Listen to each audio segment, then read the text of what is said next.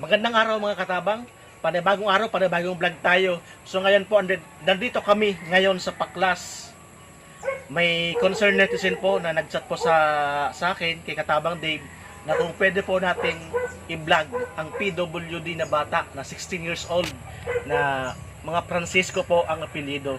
So ngayon po, pupunta namin. Samahan niyo po kami sa aming paglalakbay. Tulong mo. Kami ang tulay papunta sa mga beneficiary muli po sa programa ni Katabang Dave. Di ka na mag-iisa, wag matakot, laban lang kaibigan ko. Kasangga mo ako, tulong mo. Kami ang tulay Pilipino, ihahatid sa bayan ko. Kapit bisig Pilipino,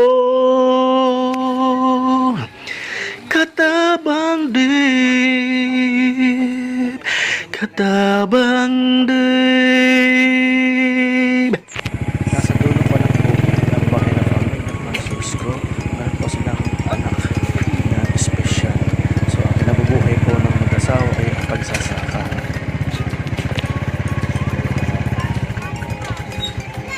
Hindi ka masalo.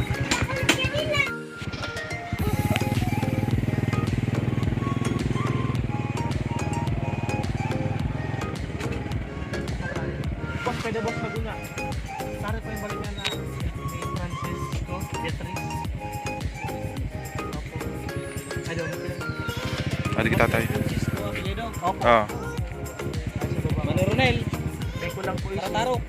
Siguro po. Sige po, thank you.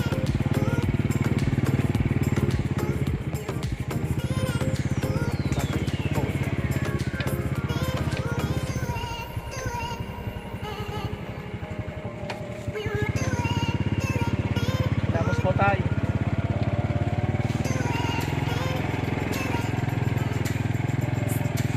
Pagkabot ko hindi yan. Oo, mahal pagkabot yun natin.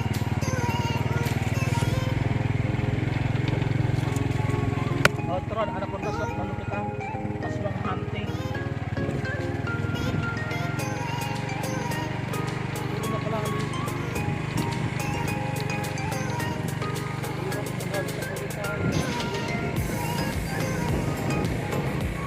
Adi ka nagpupunin yan ng rugod daw.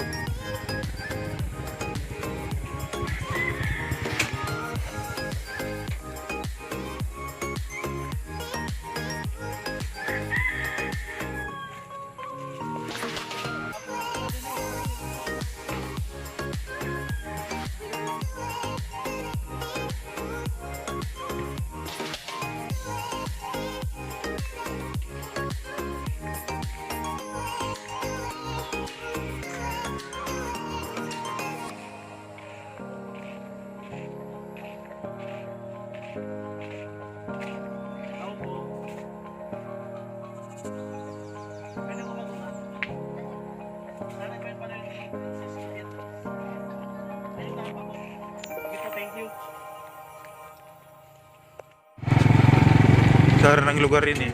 Lukluk na bagay ini. Lagpas tayo ni sa Europa.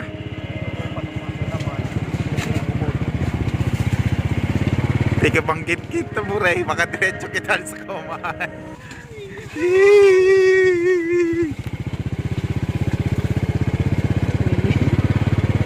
Sobra. Kailangan to tika magbalanse. Oh, Sara na ini. Ay, magpapagin tayo Oh. sa bagay kalimaulog. Sara na ka tayo ni.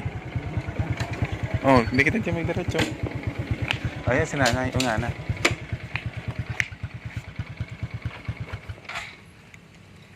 Marinapon po. Pwede po magunga. Saan po ba rin ni mga Francisco Beatriz po? Ini po mismo.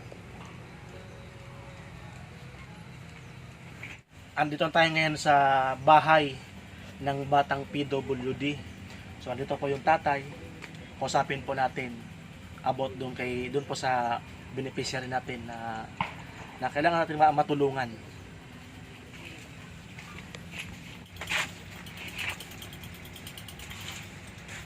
Ano po yan? Lalaki, babae? Lalaki. Ah, lalaki. Ilang taon na po yan, tay? 16. Ah, 16. Teenager. Teenager na. Ano po yan? Since birth? Ano siya ning cerebral palsy. Ah, cerebral. Cerebral palsy. Tulad pala kay kay Sofia. Yung ano baga, yung classmate ko din dyan sa beach, si Armilio. Oh. Ganito rin, babae yung anak niya. Siya, siya malakas naman kumain. Malakas naman kumain. Mali, Baliktad ata. kada. Oh, baliktad. Ano kasi ang paa niya laging nakapilipit. Oo. Ito kasi parang paganyan yung ano niya, bones.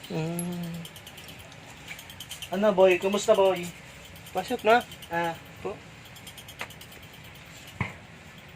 Yan mga katabang. Ano po, kuya pangalan na yan, no?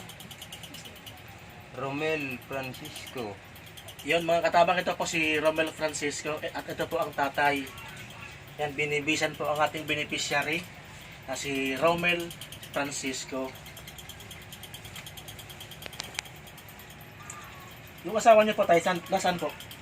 Nandun po sa ano namin palayan. Ay, may bukid po kayo pinag-ano. Papalim ng palang.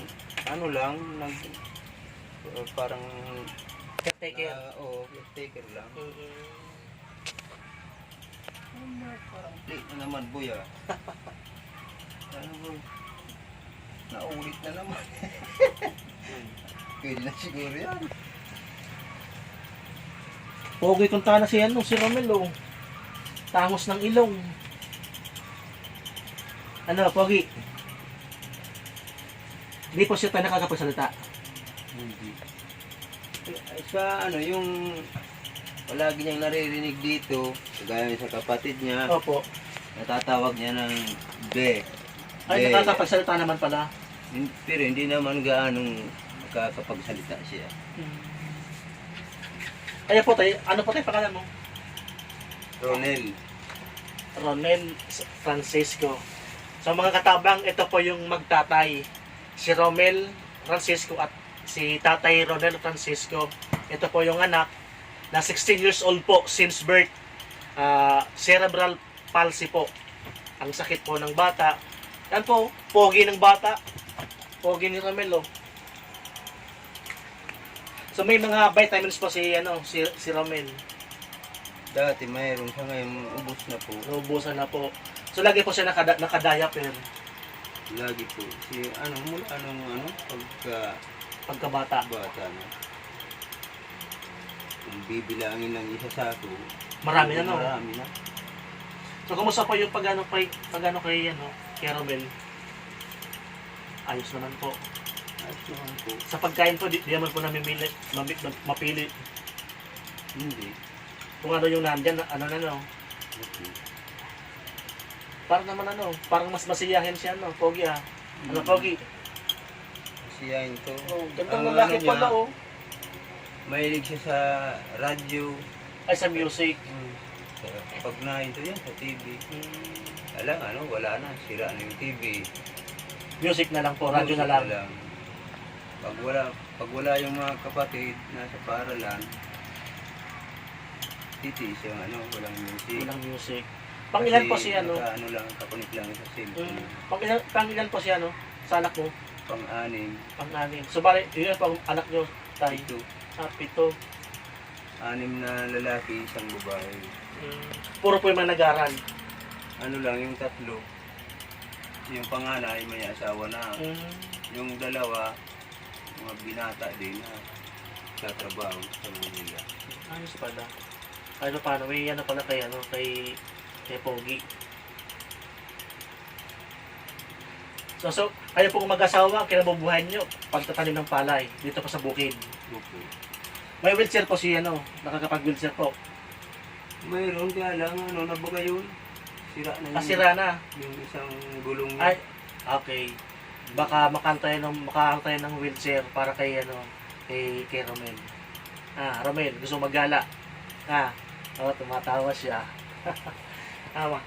Yung gusto kong mabili dito, yung yung kagaya baga nung sa in-order sa shopping, yung parang butaka. Yung napapahiga baga. Mag-aruso-aruso sa baloy. Yung par upuan pero napapahiga. Oo. Ayun. Ayan Kasi yun po. kapag araw, mainit dito sa loob. Oo, kailangan talaga saan sa labas. Kailangan Opo. nandyan siya na hanginan man lang. Tapos pag umaga, Nasa tayo? Nasa 16, 17. yun na. Kasi may binili na ako dati yung lang baga, yung kahoy lang na abaka yung niya Opo. para hindi umiinit yung Mm. likod. Ngayon, na na rin, nasira na din. Kasi nung mga baga sa kahoy, yung parang Mga tawag yan. tawagan to, naligawan ko sa tawagan to. So, ito po mga katabang. Yung mga tumutulong po kay Katabang Dave. Ito po ang ating beneficiary, si Romel, 16 years old. So, sana po matulungan po natin.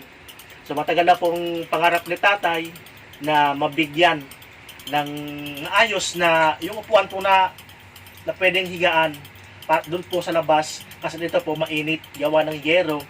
Tapos po ang libangan po ni Romel is pakikinig po ng music. Yung TV po sira na po, so kailangan talaga pong radyo nakakonect sa cellphone. Kung wala daw po yung mga kapatid, nagtitiis yung bata na walang naririnig. Kasi nga po yung mga kapatid nasa school, so pag uwi po dito sa bahay, saka po siya ng music. Yun po ang kinahiligan ng ating beneficiary na si Romel. Sa mga Team Puso, baka naman, mga Team Bicol po, na may mabubuting kalooban po dyan. Sana po matulungan po natin ang ating beneficiary na taga rito po sa Libon, sa Paklas, Libon, Albay po. So, kumakatok po kami sa inyong puso na sana po mabigyan po natin ng halaga ang ating beneficiary. Pero po nakakaintindi siya, no? Opo. Parang yung Hindi isip na makapagsalita. yung isip niya parang normal din. Di lang siya makapagsalita. Kasi pag pag tinatanong namin, busog ka na ba? So, sagot naman po. Yung niya, sign niya, binalabas niya yung dila. Ngayon, pag gusto naman siyang uminom, nakakapagsabi naman siyang beg. Yun lang, sa Ayos dulo. pala. Nasa dulo lang. Kumbaga yung mga buto lang niya, mga buto lang niya yung mga tumigas. Tumigas, mahigit. Hospital. Sa BR, sa emergency. Sa Ligaw.